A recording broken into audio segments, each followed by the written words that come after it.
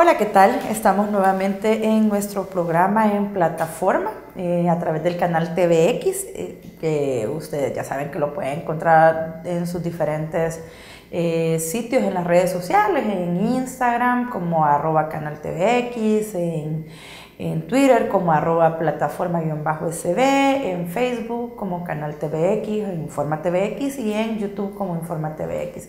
En todas esas plataformas van a encontrar este programa y los otros programas que hacen los demás amigos durante la semana y todos los demás que yo he estado realizando. Estamos al lunes 25 de febrero de 2019. El sábado estuve cumpliendo años. Happy birthday to me. Entonces, vengo muy contenta, muy alegre, 39 años, a paso firme para los 40. Pero quería platicar con ustedes de dos temas, digamos, para mí muy importantes y muy sensibles, porque este fin de semana, en ocasión de la celebración y mis fiestas patronales, tuve la oportunidad de conversar con hijas de amigas y de vecinas, hijas e hijos que están estudiando la carrera de medicina. Mis respetos para aquel que ha estudiado medicina.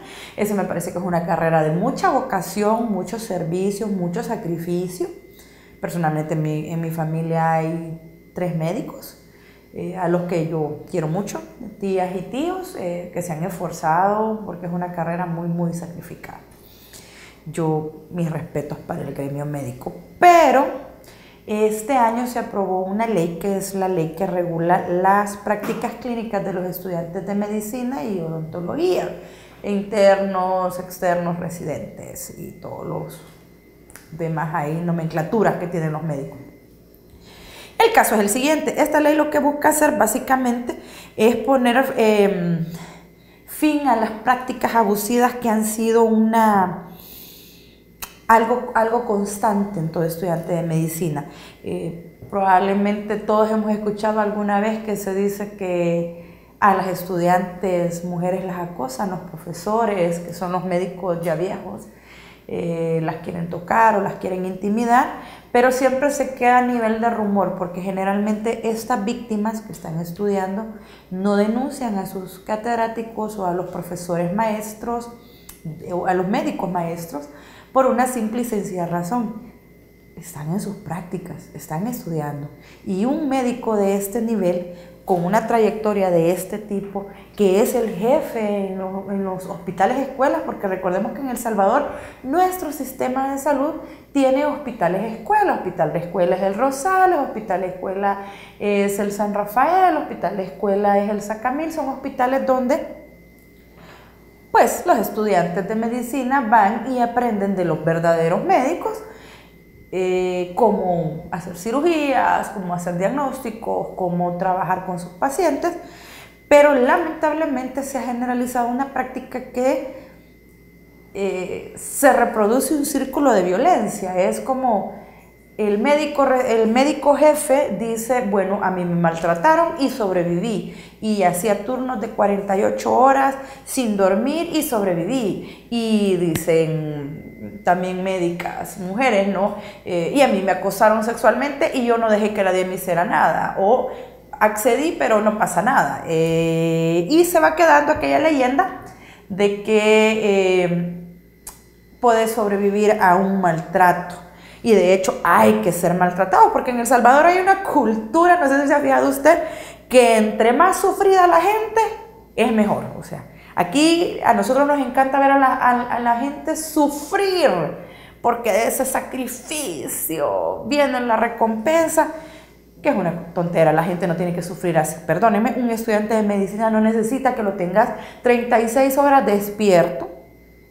A la hora de remitir los cuadros se equivoca de horario, se equivoca de cuadro, y que todavía el médico le deje 1500 planas antes de salir. Y eso pasó en el Hospital San Rafael. ¿Cómo es posible de que, ya teniendo aprobada esta ley, que esta ley dice que no pueden pasar más de 10 horas en turno los estudiantes, tanto internos como residentes, todavía se les estén dejando 36 horas? Y usted me va a decir: mire, pero es que toda la vida ha sido así. Sí, toda la vida ha sido así, pero hay que cambiarlo, aprendamos a deconstruirlo.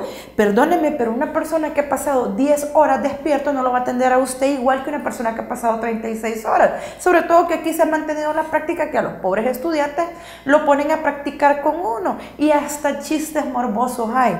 Los errores de los abogados están presos. ¿Dónde están los errores de los médicos? En el panteón. Y en esos hospitales y escuelas practican con uno, y se lo digo desde mi experiencia, que mi primera hija la tuve yo en el hospital de maternidad, y yo sé lo que se siente tener la cola de estudiantes que van en la rotación de ginecología, que todo el mundo te quiere medir y ver cómo va cada uno de los niveles de la apertura de la cervix para parir. 3 centímetros y todo el mundo quiere ver cómo se siente en 3 centímetros. 8 centímetros y todo el mundo te mete la mano para ver los 8 centímetros. Aparte que es antiético, es abusivo para el paciente. Dicen de que ya erradicaron esa práctica, esperaría yo que sí, porque yo la tuve a mi hija en el 2000. Se equivocan. Y lo que me pasó a mí en el hospital maternidad fue que un estudiante me metió la mano y me rompió el saco. Y no había ni una sala libre para que yo pudiera dar a luz a mi hija. Entonces, en ese tipo de circunstancias están practicando con nosotros, y yo no estoy en contra de eso, porque vamos, ¿cómo va a aprender un médico? Pues si no es practicando.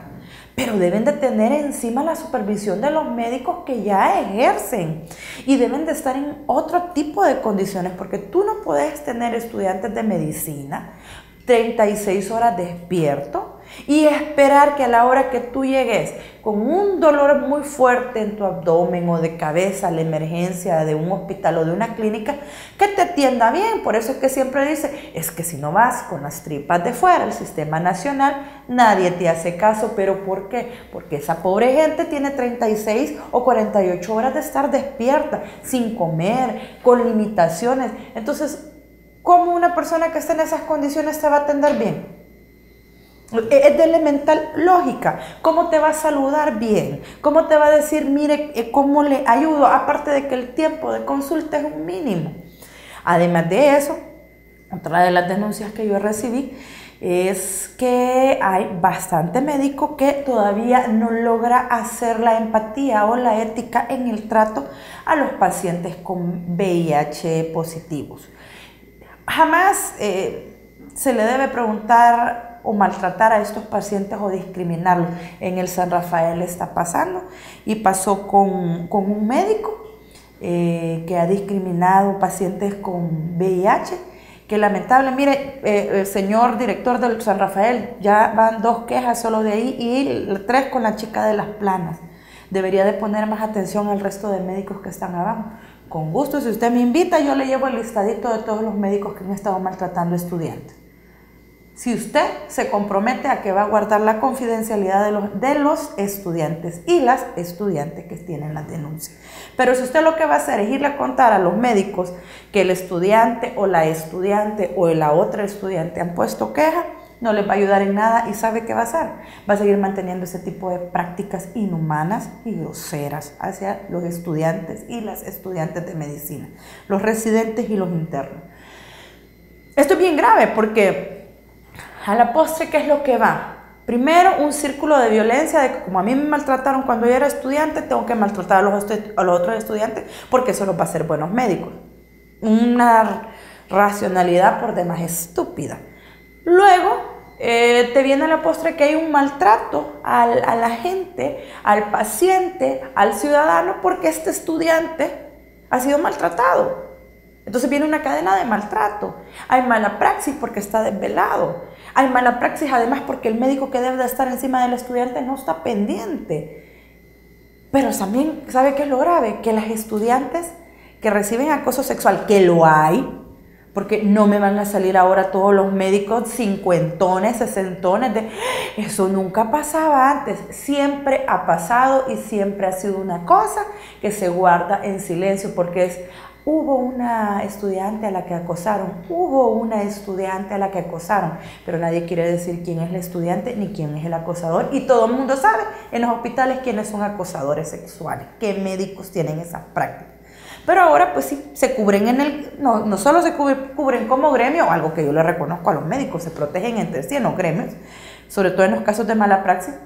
es que también se protegen con el tema de los acosos sexuales. Y ahora lo estamos viendo. Es decir, esto es un tema patriarcal. Ahí los médicos se encadenan y si un estudiante dice de que la estuvieron acosando, todos los médicos se ponen de acuerdo y empiezan a decir cosas como: es que él es un gran médico, es que él es exigente, es que ella entendió mal. No, por favor, creámosle a las víctimas. Y las víctimas no tienen por qué mentirnos, porque son víctimas. Ahora, esto lo podemos pasar fácilmente con lo que nos acaba de suceder la semana pasada con el magistrado Escalante. Ese magistrado que, según se leía en noticias, lo habían encontrado abusando a una niña de 10 años. Se fue del sitio, dejó el vehículo, lo han ido a traer a su casa. Y la Corte Suprema de Justicia saca un comunicado porque una cuenta de Twitter, que es anónima, se equivocó de magistrado y acusó a uno de los que está en la sala. ¿Sabe qué, Corte? ¡Qué vergüenza! O sea, ustedes sacan un comunicado porque pobrecito mi magistrado en la sala de lo constitucional, él no ha hecho nada. Sí, pero el otro infeliz, sí. Y ustedes no están haciendo nada.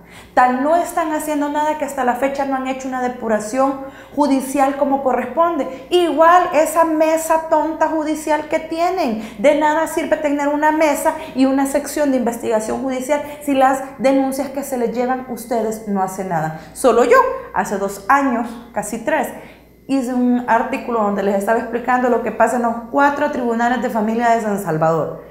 Y hasta la fecha ni auditorías les mandaron. Entonces, por favor, de verdad, ustedes quieren perder el tiempo con una cuenta que es anónima.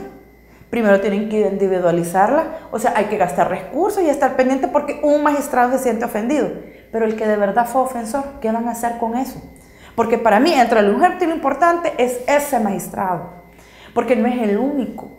Y porque ya salieron testimonios en las redes sociales de que no solo es este caso, sino que tiene otros casos de acoso a la gente que llega a meritoriar a los tribunales. Es decir, o a su tribunal o a los cercanos de él.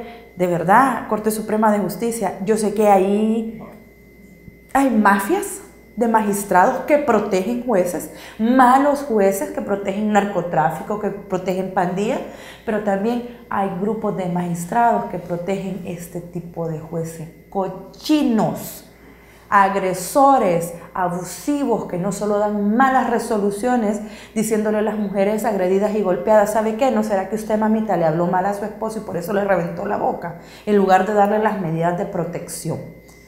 Y cuando uno llega, se hacen los locos. Los magistrados del Olimpo, de los 15 magistrados de la Corte Suprema de Justicia, y se enfrascan en sacar un comunicado tonto que no vale la pena. Yo espero de verdad, espero de todo corazón que la Corte Suprema de Justicia inicie un proceso de depuración real y que se eliminen de plazas o de cargos o de puestos a esos jueces misógenos, corruptos, homofóbicos, que la justicia la venden en relación a sus propias creencias religiosas y misógenas y sus prácticas sexuales de agredir niños y niñas. Y además de la corrupción, ¿verdad? Aquellos que dejan libre las andanadas de narcotraficantes como las andanadas de pandilleros. Ojalá inicie una buena depuración, porque nosotros tenemos en el sistema judicial un montón de casos de mujeres que están presas y de procesos irregulares. Ahí están los casos de las 17 y más que han sido detenidas inicialmente por aborto, procesadas por homicidio agravado, y los procesos judiciales han sido amañados. Se impusieron criterios personales de estos jueces y estas juezas, porque también hay mujeres lamentablemente en eso, como esa jueza irresponsable que dejó libre al agresor del niño de 10 años en Santa Tecla también. ¿Se acuerdan? ¿Se acuerdan de ese niño que lo estaban abusando en la vía pública? La jueza lo dejó libre porque, vea, él no es un peligro. Lo mismo sucede con el magistrado Escalante. Es decir, en este país, violar niños y niñas no es una gran cosa para los jueces y juezas de este país. Bien decía que el reportaje del periódico digital El Faro: El Salvador, el paraíso de los pederastas y violadores.